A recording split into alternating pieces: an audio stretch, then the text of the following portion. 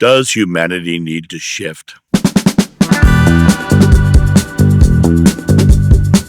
Good morning, my friends. It's I, John, here on the back deck, enjoying a beautiful, slightly cool morning with the sun shining above and me sitting in the shade so I can get a good video without having bright lights in my face. But I am drinking a magnificent mug of coffee. I wanted to hop on and talk about the idea, does humanity need to shift? When you're on YouTube, you can start seeing the pattern of this idea that humanity needs to shift. And what's so interesting about this is that it has become one of the biggest selling points on the videos. Humanity needs to shift in 2024. But the humanity needs to shift thing is really interesting because multiple videos are coming out on multiple channels, and they're all saying humanity needs to shift. Humanity needs to shift. I think humanity is already shifting, but not in the fear-based way that the videos are saying. Humanity needs to shift, right? That concept of needs to shift, it implies an impending event or implies catastrophic events ahead. When you look at the concept of needing anything, that means it's not happening now. That means you're not doing it. If we need to shift, when you start looking at the videos that are putting out these titles right now, they're putting them out right now because AI is kicking them out right now because it has somebody's video somewhere that said that humanity needs to shift got a lot of traction. So AI said, "Oh, that's where we go," and we start creating more of that. That's why you see so many channels talking about humanity needing to shift and humanity needing to shift in 2024. That's a big one too. But you can't save the world. You can only make your part of the world so bright that the world chooses to save itself around you by your example. Humanity needing to shift is a fear-based construct saying, look how bad things are. It needs to shift. I don't think the world's that bad. I don't. I think the world is already great. And when I look at it from the perspective of that, I see a great world. I see beautiful people. I see wonderful experiences. But that's what I believe the world is. I believe it's beautiful and wonderful. And so I experience that. I'm sure every one of you knows a negative person. And if you don't know a negative person, you might want to look in the mirror because you might be the negative person they're all thinking of. When you look at it from the perspective of a negative person, you'll notice very quickly that they always have something to be negative about.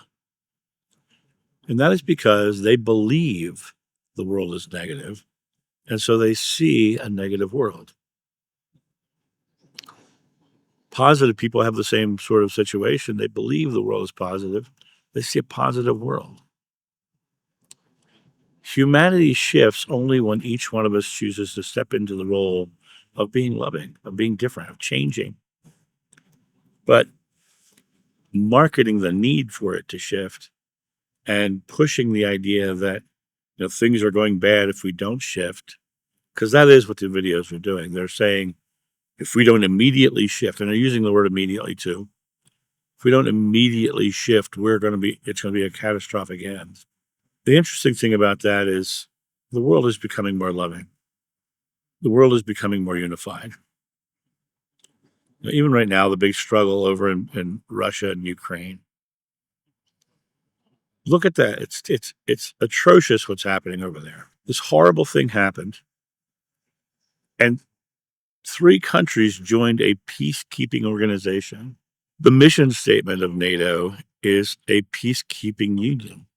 It's people staying together to keep the peace. By deciding that you are a peaceful nation and joining this peacekeeping mission, you are literally unifying a bloc to say, we are not going to fight. And we're going to defend the people who are defenseless. because we're going to keep peace in this region, and we're going to take care of the bad actors. So even in the Ukraine, which is a horrible, tragic thing, three nations committed themselves to the project of peace.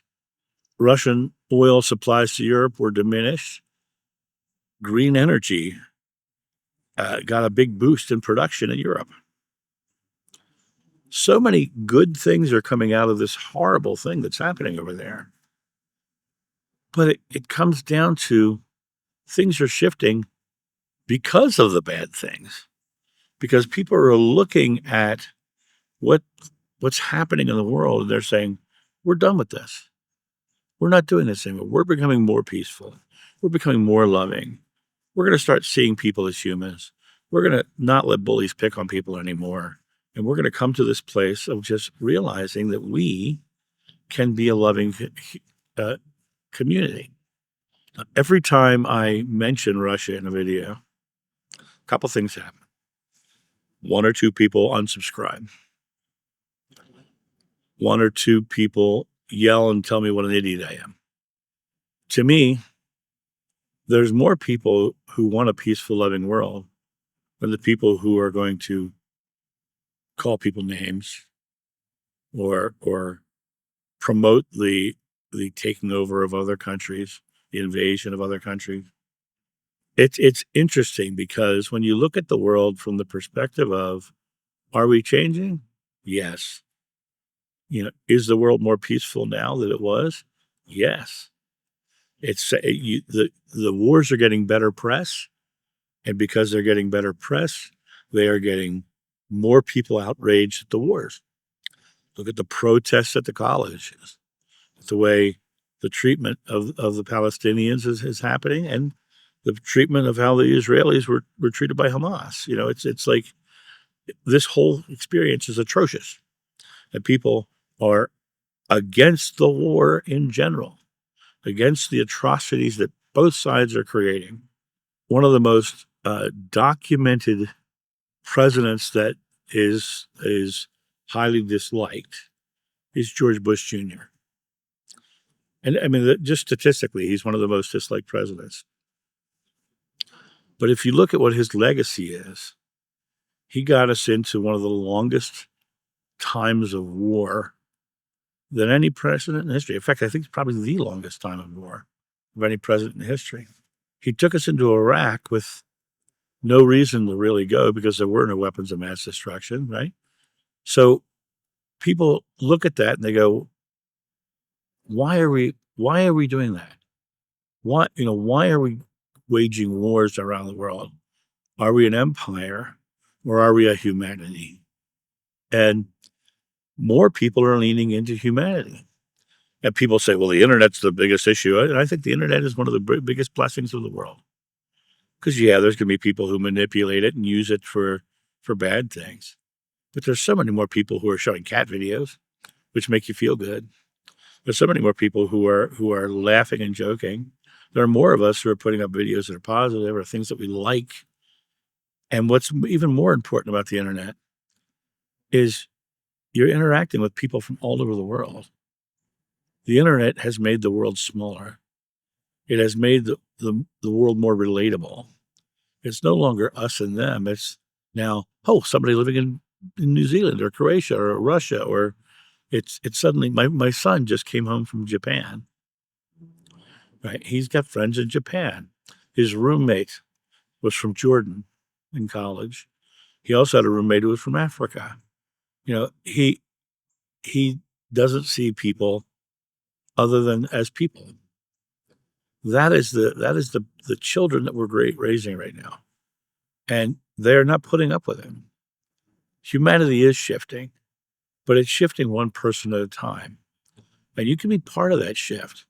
It's a beautiful, loving, positive shift, but it's not because of catastrophic events that we must avert. It's about catastrophic events propelling us into a loving world because we're no longer putting up with it.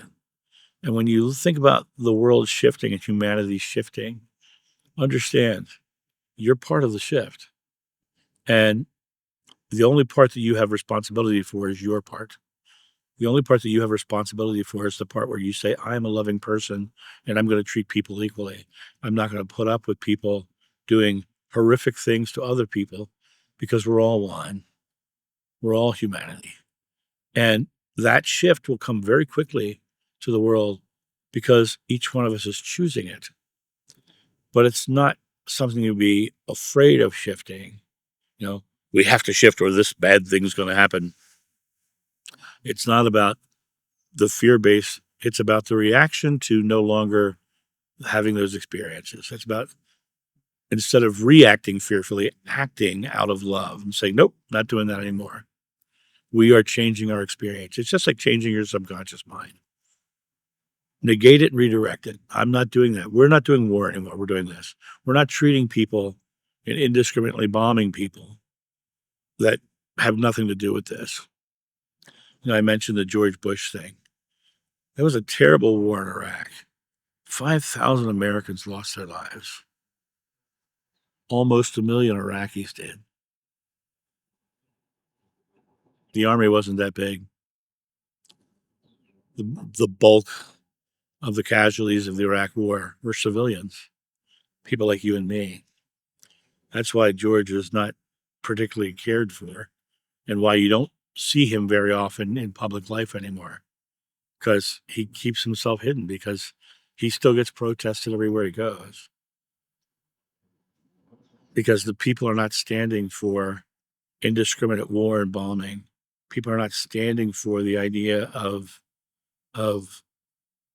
treating people poorly. And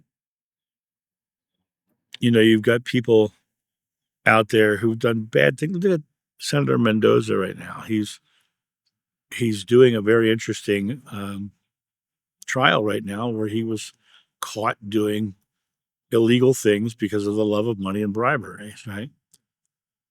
Somebody said something really beautiful yesterday, which I thought was very apropos. The system of justice in America. First of all, justice is a physical world ideology. Justice is just retribution for perceived wrongs.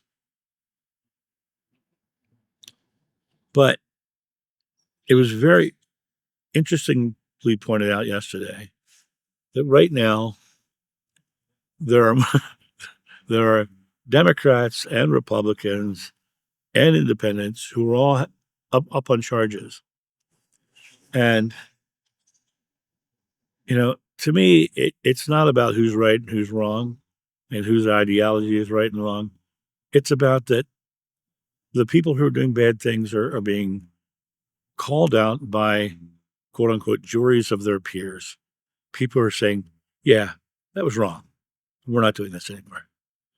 And you know, it doesn't matter what your beliefs are politically. It only matters, are we creating a beautiful, loving world and you know, calling out the bullies, calling out the people who are harming others, and creating a loving world by shifting forward and creating an experience within ourselves that's loving and caring.